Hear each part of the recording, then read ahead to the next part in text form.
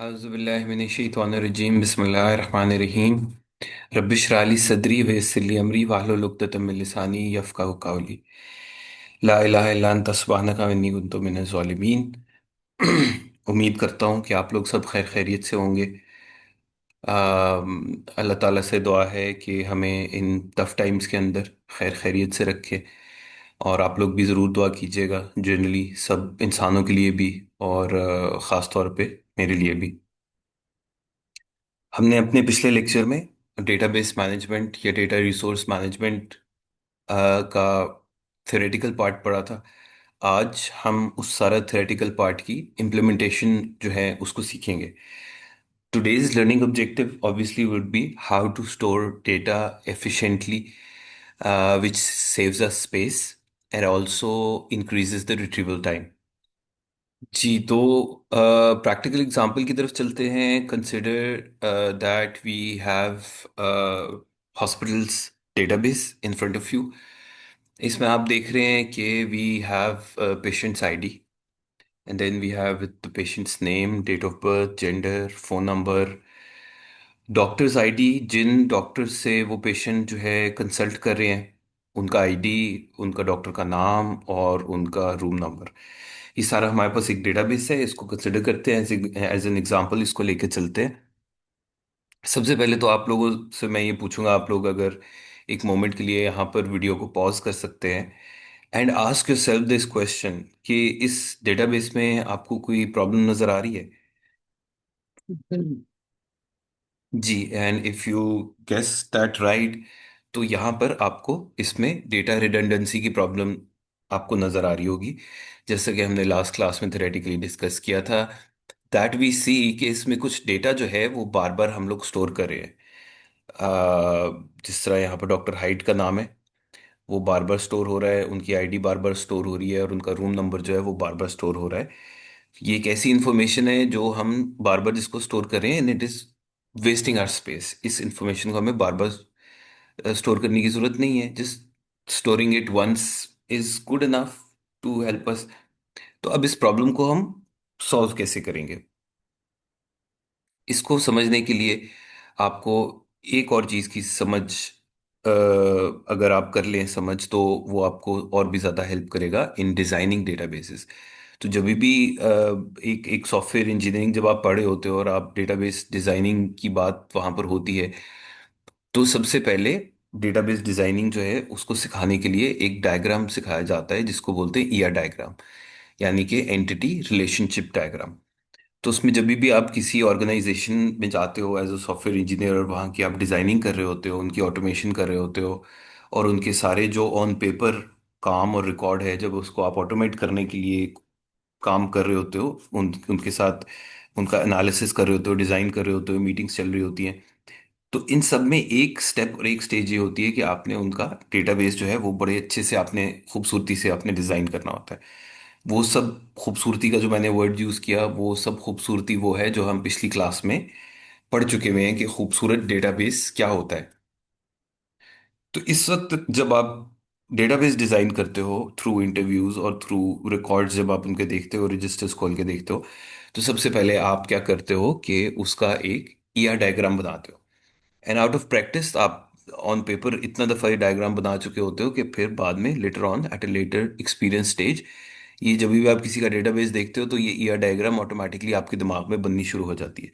But शुरू में थोड़ा सा एफर्ट करनी पड़ती है कि पेन और पेपर लेके कागज़ के ऊपर ईआर डायग्राम जो है किसी भी सिचुएशन का, किसी भी ऑर्गेनाइजेशन का आपको खुद से बनाना पड़ता है, डिजाइन करना पड़ता है। There is no wrong way of designing a database, but definitely there are many ways of making an efficient diagram, efficient database।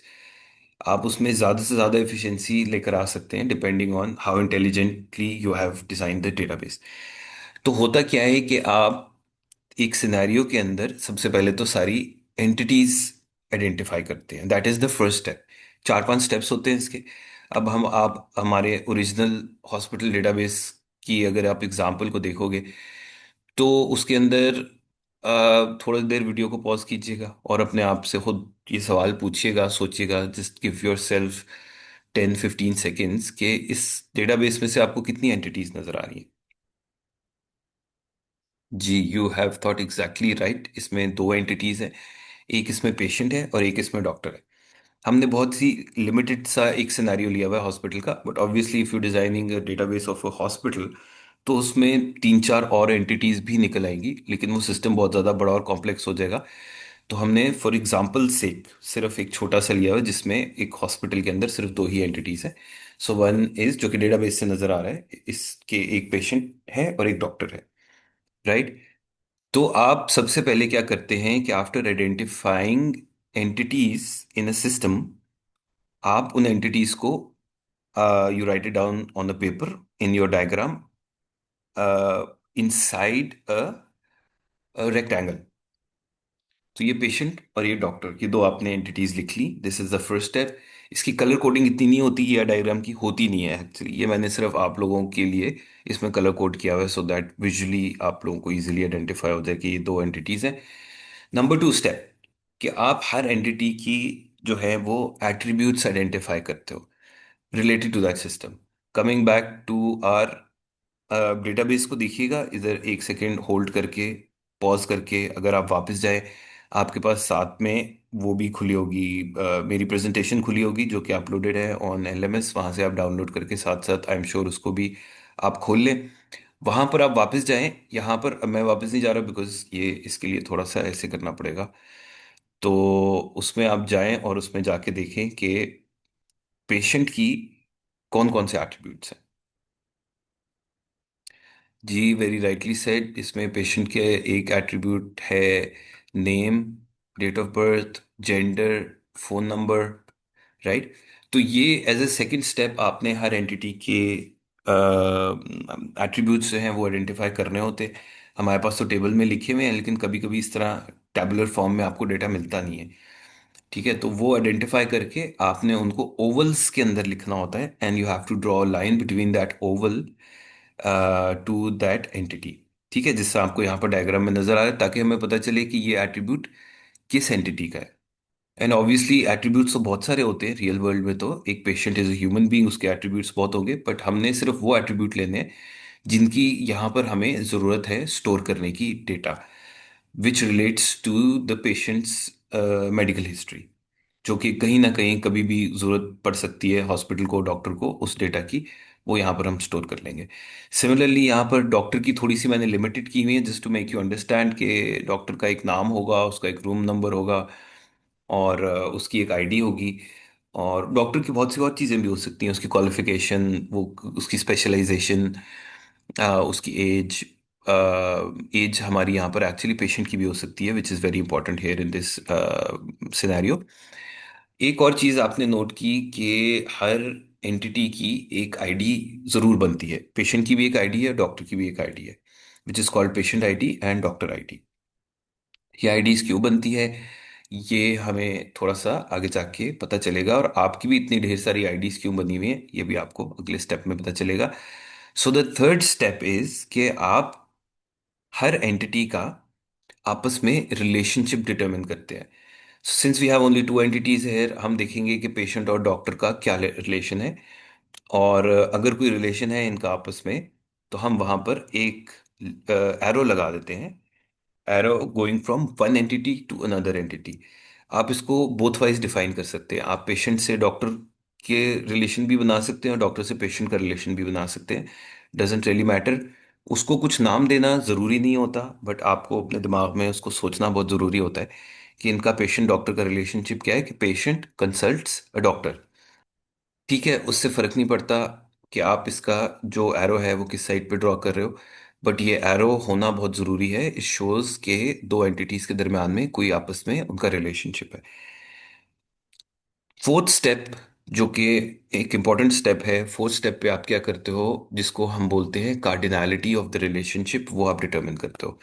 वो कैसे डिटरमिन की जाती है, आप दोनों साइड पे, एंटिटी के दोनों साइड पे रिलेशन पे आप जाके देखते हो। फॉर एग्जाम्पल हम यहाँ से देखेंगे, डॉक्टर टू पेशेंट रिलेशनशिप के अंदर हम देखेंगे कि every doctor handles either one patient और मल्टीपल पेशेंट। ठीक है, ये दो ही ऑप्शंस होती हैं एक रिलेशनशिप में, एक ईआर डायग्राम के अंदर, कि या तो डॉक्टर एक पेशेंट को डील करता है और एक ही पेशेंट को डील करता है, या फिर एक डॉक्टर मल्टीपल पेशेंट्स को डील करता है। यहाँ पर कुछ कंफ्यूजन आप लोगों के दिमाग में आएगी कि ये सर कैसी बातें कर रहे हैं, समझ में नहीं आ रहा। शायद इस एग्जाम्पल में आपको समझ में ना आए, बट आगे जाके हम कार्डिनैलिटी की और एग्जांपल्स डिस्कस करेंगे, उसमें आपको बहुत क्लियरली ये चीज़ नजर आ जाएगी कार्डिनैलिटी का मतलब क्या है। बहुत आसान है। सो फॉर नाउ हम देखते हैं कि एक डॉक्टर जो है वो मल्टीपल पेशेंट्स को के साथ वो डील करता है, right. A doctor examines multiple patients. अब आप पेशेंट के पॉइंट ऑफ व्यू से आके देखिए कि पेशेंट के पॉइंट ऑफ व्यू से क्या है, कि patient consults only one doctor इन अ हॉस्पिटल इन्वायरमेंट, जिसका हम ये डेटाबेस बैठ के बना रहे हैं। एक हॉस्पिटल में एक विजिट के अंदर जब कोई पेशेंट आता है अपनी किसी प्रॉब्लम के साथ, डिजीज के साथ, तो वो एक वक्त में एक ही डॉक्टर को दिखा रहा होता है। वो कोई भी स्पेशलाइज्ड डॉक्टर होता है, अगर फॉर एग्जांपल खुदा ना खास्ता हार्ट का मसला है, तो वो एक हार्ट सर्जन से ही कंसल्ट कर रहा होगा, एंड फॉर द अपनी इस डिजीज को लेकर वो most probably for the rest of his life वो एक ही डॉक्टर के साथ कंसल्ट करेगा। सो यहाँ पर थोड़ा सा हम इसको थोड़ा सा रिस्ट्रिक्ट कर रहे हैं कि एक पेशेंट जो है वो सिर्फ एक ही डॉक्टर को कंसल्ट करता है for the life of his disease, even afterwards भी। So patient consults only one doctor. So patient के पॉइंट ऑफ व्यू से जो कार्डिनैलिटी है वो वन बनती है, डॉक्टर के पॉइंट ऑफ व्यू से कार्डिनैलिटी जो है वो मैनी बनती है। तो इसको हम कहते हैं वन टू मैनी रिलेशनशिप या मैनी टू वन रिलेशनशिप। उसको लिखा कैसे जाता है, इस तरह रिलेशन का जो एरो होता है उसके नीचे आप लिख देते हैं एम का मतलब होता है मैनी और वन का मतलब होता है वन। सी सिर्फ दो ही आ सकते हैं, या एम आ सकता है वन आ सकता है, उसके दरम्यान में आप कोलन डाल देते हो। एम वाली साइड जो हमने यहाँ पर लिखी है वो आप पेशेंट वाली साइड की तरफ हमने लिखी है, विच शोज कि पेशेंट्स आर मैनी। और वन वाली साइड हमने डॉक्टर की साइड पे लिखी है, which shows doctor is one. इसका मतलब होता है कि every doctor deals with multiple patients, but one patient is only dealing with one doctor. ठीक है जी। तो ये इसकी कार्डिनैलिटी हमने वन टू मैनी अब आप इसको कह सकते हो, और मैनी टू वन भी आप इसको कह सकते हो। तो अब ये जब डायग्राम आपका कंप्लीट हो गया, इसमें फोर स्टेप्स मैंने आपको सिर्फ बताए थे। अब इन फोर स्टेप्स का करना क्या होता है, ये आगे जाके भी वैसे तो हम इसको दोबारा से पढ़ेंगे, बट इसका बड़ा सीधी सी चीज़ है कि हर एंटिटी का जो है वो एक अलहदा टेबल बनता है। अगर आपने एक एफिशिएंट डेटाबेस डिज़ाइन करना है, खूबसूरत डेटाबेस डिज़ाइन करना है जो स्पेस मिनिमम एफिशिएंटली यूज़ करे और जिसमें रिट्रीवल के वक्त बहुत थोड़ा टाइम लगे, क्विक रिट्रीवल हो, तो उसके ये कुछ रूल्स हैं डेटाबेस के। डायग्राम आपने बना लिया, सारा कुछ आपने समझ लिया। अब नेक्स्ट स्टेप इसका क्या है, जो कि ईयर डायग्राम के बाद आता है, वो ये होता है कि for every entity that you have drawn in your diagram, उसके लिए एक आप अलग से टेबल बनाते हो। तो हमारे पास चूंकि दो एंटिटीज हैं, पेशेंट एंड डॉक्टर, तो इसके लिए बड़ा क्लियर है, बड़ा ऑब्वियस है कि दोनों के लिए अलग अलग टेबल बनेगा। पेशेंट के टेबल को हम पेशेंट टेबल कहेंगे, डॉक्टर के टेबल को हम डॉक्टर के टेबल कहेंगे। अब यहाँ पर जो हम इलाज कर रहे थे, एक जो ऑलरेडी डेटाबेस बना हुआ था जो किसी ऐसे शख्स ने बनाया था जिसने बहुत एफिशिएंटली इसको डिज़ाइन नहीं किया था, तो उसने सारी चीज़ें एक ही टेबल के अंदर जो है डेटाबेस के अंदर डाल दी। काम चलाना था उसने, प्रॉब्ली ईआर डायग्राम और एफिशिएंसी और ये चीज़ें नहीं पढ़ी हुई थी। बहरहाल आपने तो पढ़ी हुई है, अब तो अब आप आके क्या करोगे, अब आप आके इसको, नाउ यू अंडरस्टैंड कि ये बेसिकली दो अलग टेबल्स हैं, जिसको एक टेबल में किसी बंदे ने जंबल अप किया हुआ था, जिसकी वजह से स्पेस के इश्यूज आ रहे थे और रिट्रीवल में बहुत ज़्यादा टाइम लग रहा था।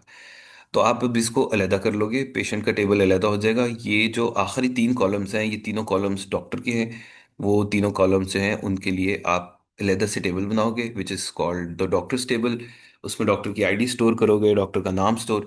अच्छा, जितने भी एट्रीब्यूट्स हैं ना, वो आप जैसे कि ऑलरेडी आपने फिगर कर ही लिया होगा कि हर एंटिटी का टेबल बनता है और उसके हर कॉलम जो होता है ना उस टेबल का, वो उसका एक एट्रीब्यूट हो रहा है होता है। So if there are like one two three four five attributes of patient, तो आपने नोट क्या किया कि पेशेंट के टेबल में भी फाइव एट्रीब्यूट्स हैं, और डॉक्टर की अगर तीन एट्रीब्यूट हैं तो डॉक्टर के टेबल में भी तीन ही एट्रीब्यूट्स बनेंगे। अगर एट्रीब्यूट्स होंगे तो उसके तीन ही कॉलम बनेंगे। So one column for every attribute जो कि उसका हमने स्टोर करना है। तो यहाँ पर डॉक्टर आईडी, डॉक्टर नेम और उसका रोल नंबर जो है यहाँ पर अलग से टेबल बन गया। और ये आखिरी तीन कॉलम की अब हमें ज़रूरत नहीं रही, तो इसको हम जो है रिमूव करते गए। यहाँ पर मैं चाहूँगा कि आप वीडियो पॉज करें एक लम्हे के लिए, और आप मेरे इस सवाल का जवाब दें कि ये काम करने से हमने कितनी स्पेस सेव की। दोनों टेबल्स को देखिएगा, ये वाला भी और अगले वाला भी। और अगर आपने मेरी प्रेजेंटेशन अलग से खोली हुई है तो उसमें से देख के बताइएगा कि कितनी स्पेस बची। जी हाँ, यू आर परफेक्टली राइट। यहाँ पर हमने 1 2 3 4 5 10 स्पेस हमने बचाई। ठीक है, आखिरी दो कॉलम की। और उस 10 की जगह पर हमने क्रिएट की 6 मोर स्पेसेस हमने यहाँ पर यूज किए। सो इवेंचुअली हमने 4 सेल्स जो है वो सेव किए। 4 लेसर सेल्स के अंदर हम सारा अपना डेटा सेव कर पा रहे हैं, जो कि which is like the 40% data हमने स्पेस हमने बचा ली। और ये तो आप इमेजिन करिए कि ये तो सिर्फ 1 2 3 4 5 रिकॉर्ड्स है ना, 5 पेशेंट के रिकॉर्ड्स हैं जिसके अंदर हमने 4 सेल्स बचा लिए। नाउ इमेजिन कि ये कोई मिलियन रिकॉर्ड्स हो। मिलियन रिकॉर्ड्स के लिए आप खुद ही सोच सकते हो कितनी ज़्यादा स्पेस बचाएंगे। But general idea is 40%। 40% आपकी स्पेस जो है वो सेव हो जाएगी एग्जिस्टिंग स्पेस में से। एक चीज हमने नहीं रिमूव की, डॉक्टर की आईडी हमने नहीं रिमूव की। वो क्यों नहीं रिमूव की? ताकि हमें उससे पता चलता रहे। लॉजिकली भी मैं आपको बताता हूँ और एज अ रूल भी बता देता हूँ। तो लॉजिकली तो ये है कि जो पहला हमारे पास रिकॉर्ड है पेशेंट का, उसका नाम है जेफ, फर्स्ट रो के अंदर। और वो किस डॉक्टर को कंसल्ट कर रहा है, हमें सिर्फ वहां पर उस डॉक्टर की आईडी लिखनी है। अब फर्दर अगर हमें सर्च करना है कि ये जेफ कौन से डॉक्टर को दिखा रहा है, वो जिस डॉक्टर की आईडी है उसका नाम क्या है, रूम नंबर क्या है, तो फिर हम क्या करते हैं कि फिर इस आईडी को हम लेते हैं जो कि 01 है। और फिर हम डॉक्टर के टेबल में जाके देखते हैं कि उस डॉक्टर का नाम क्या है और वो उसका रूम नंबर क्या है। और बाकी जितनी भी उस डॉक्टर से रिलेटेड इन्फॉर्मेशन है वो सारी आपको डॉक्टर टेबल में मिलेगी। This now creates a relationship, as you have already would have figured it out, कि ये एक कॉलम जो हम छोड़ रहे हैं ना डॉक्टर आईडी का, इस कॉलम की वजह से इन दोनों टेबल्स की आपस में एक रिलेशनशिप क्रिएट हो रहा है, जिससे हम कोई भी पेशेंट को देख सकते हैं। उस पेशेंट से हम उसके डॉक्टर को तक आईडी उठा सकते हैं, और आईडी उठा के हम उस डॉक्टर का नेम और उसके बारे में सब इंफॉर्मेशन निकाल सकते हैं। That is the relationship. दोनों टेबल्स के जो है, हर टेबल का एक नाम होता है। जो पेशेंट का टेबल है उसको हम पेशेंट टेबल कह देंगे, जो डॉक्टर का टेबल है उसको हम डॉक्टर टेबल कह देंगे। हर टेबल की एक आईडी होना मस्ट होती है, जो कि उसको हर रिकॉर्ड को यूनिकली आइडेंटिफाई करे। इसको हम पेशेंट आईडी बोल देते हैं। और इसी तरह ही डॉक्टर टेबल में हम देख रहे हैं कि हमने डॉक्टर आईडी पहले से ही क्रिएटेड है, जो कि ज़रूरी नहीं पहले से क्रिएटेड हो, तो हमें खुद भी कभी कभार क्रिएट करनी पड़ जाती है। और इसका मकसद सिर्फ और सिर्फ, इसका पर्पस यही होता है कि हर रिकॉर्ड जो है वो यूनिकली आइडेंटिफाई हो सके। अगर कोई भी दो रिकॉर्ड जो है वो यूनिक यूनिक नहीं है, वो तो फिर मसला पड़ सकता है। मसला ये पड़ सकता है कि फॉर एग्जांपल हमने जेफ एज अ पेशेंट, दो पेशेंट्स है हमारे रिकॉर्ड में, दोनों का नाम जेफ है। अब मैं अगर कहता हूँ कि यार अगर जेफ की हमने कोई एंट्री करनी है, जेफ का फोन नंबर अपडेट करना है, तो या जेफ की नया नया मोबाइल फोन ले लिया है, तो डेटाबेस में जेफ की जाके फोन अपडेट कर दो। हमें कैसे पता चलेगा दोनों जेफ्स में से? हमारे पास तो दो जेफ्स आ जाएंगे ना, हमें कैसे पता चलेगा कौन सा जेफ कौन सा है? तो सो आप ये क्वेश्चन कर सकते हैं मुझे कि सर आप नाम चले उसका आपको समझ में नहीं आ रहा, आप डेट ऑफ बर्थ से उसको आइडेंटिफाई कर लें। जेफ भाई से को कॉल करें आप, और जेफ अंकल से आप कहें कि भाई अपनी आप डेट ऑफ बर्थ भी बता दो, आप कौन से वाले जेफ हो, मुझे अपने रिकॉर्ड में आपका अपडेट करना है, रिकॉर्ड डालना है, वट। तो क्या मैं आपसे फिर वापस मुड़ के सवाल नहीं पूछ सकता कि क्या कोई दुनिया में ऐसे दो लोग नहीं हो सकते जिनका नाम भी सेम हो और उनकी डेट ऑफ बर्थ, वो पैदा भी सेम डेट पे हुए हो? ठीक है, अगर ऐसा हो गया तो फिर क्या होगा? फिर आपका तो मसला पड़ गया ना, आपके तो सारे रिकॉर्ड्स ही आगे पीछे हो जाएंगे, आपका तो कंप्यूटर गलत इन्फॉर्मेशन देने लग जाएगा। किसी आएगा कोई और जेफ, इलाज वो करवा के चला जाएगा, 10 दिन होटल में, होटल कह रहा हूँ, हॉस्पिटल में स्टे करके चला गया, बिल आप दूसरे जेफ को भेज दिया आपने। दूसरा जेफ भी थोड़ी देर के लिए आया था, उसको भी नहीं पता चला, उसने भी बिल दे दिया। आप देख रहे हो कितने प्रॉब्लम हो सकते हैं। तो कोई भी एक ऐसी चीज नहीं हो सकती जिसको आप यूनिकली आइडेंटिफाई करो जिसकी वजह से पूरा रिकॉर्ड जो है वो यूनिकली आइडेंटिफाई हो सके। अब आप में से कुछ ऐसे इंटेलिजेंट लोग अभी भी होंगे, वो कहेंगे sir phone number, phone number हर किसी का पूरी दुनिया में यूनिकली आइडेंटिफाइड होता है। ठीक हो गया, वेरी गुड क्वेश्चन। बट क्या आप लोग ये जानते हैं कि एक नंबर जब आप छोड़ देते हो, डिस्कार्ड कर देते हो, चेंज कर लेते हो, उसकी जगह दूसरा नंबर ले लेते हो, तो वो नंबर कंपनी अपने पास वापस रख लेती है, और थोड़ी देर अपने पास रखने के बाद वो नंबर कंपनी किसी और बंदे को इशू कर देती है। तो आपने तो 10 साल पहले से आपका रिकॉर्ड पड़ा हुआ है एक पेशेंट टेबल के अंदर, हॉस्पिटल के अंदर, आपने अपना नंबर चेंज कर लिया, वो नंबर चला गया किसी और बंदे को। तो फोन नंबर्स भी actually in real sense uniquely identify able नहीं होते हैं। ऑल्दो उनका पूरा मकसद जो है वो भी यही है कि वो पूरी दुनिया में यूनिकली आइडेंटिफाई हो, बट वो लाइव सिचुएशन में यूनिकली आइडेंटिफाई होते हैं। वो अगर आप टाइम को आगे पीछे करोगे तो उसमें यूनिक आइडेंटिफिकेशन उनकी नहीं होती है। इसलिए आपको एक आईडी अपनी तरफ से क्रिएट करनी ही पड़ती है हर टेबल में, जिसमें जिसकी वजह से आप एक रिकॉर्ड को यूनिकली आइडेंटिफाई कर सकते हो। यही वजह है गाइस कि आपके, why do you think you have a roll number in the first place? Because जब आप एक यूनिवर्सिटी में आते हो, आपका एक रिकॉर्ड हर स्टूडेंट का क्रिएट होता है। जब कंप्यूटर्स नहीं होते थे ना, तो ये रिकॉर्ड क्रिएट होता था रजिस्टर के अंदर। हर स्टूडेंट के रजिस्टर्स होते थे, और उसमें रजिस्टर खोला जाता था, और उसमें हर स्टूडेंट का नाम रजिस्टर होता था। ये जो आपको पता चलता है ना नाम, एक अभी भी डेजिग्नेशन है रजिस्ट्रार की। हर यूनिवर्सिटी में एक रजिस्ट्रार होता था, who was responsible for record keeping and data gathering and data retrieval. उस शख्स को रजिस्ट्रार बोला जाता था क्योंकि उसके पास रजिस्टर्स होते थे जिसको वो मेंटेन करता था।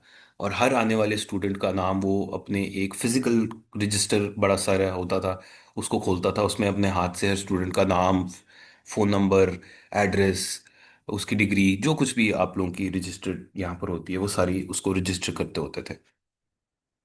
और हर किसी को फिर यूनिकली आइडेंटिफाई करने के लिए उसको एक नंबर अलॉट होता था जिसको हम बोलते हैं रोल नंबर। ताकि कल को वो स्टूडेंट वापस आए और आके कहे कि सर मुझे डिग्री इशू करनी है, या मेरी फीस इतनी हो गई उतनी हो गई, तो वो फिर सारे वही मसाइल होंगे कि अगर आपने उसको एक यूनिक आइडेंटिफायर रोल नंबर नहीं अलॉट किया हुआ, तो वो फिर दो सेम नाम के स्टूडेंट्स हो जाएंगे और वो कन्फ्यूजन हो जाएगी। पढ़ के मेहनत करके कोई और जाएगा, डिग्री किसी और को मिल रही होगी।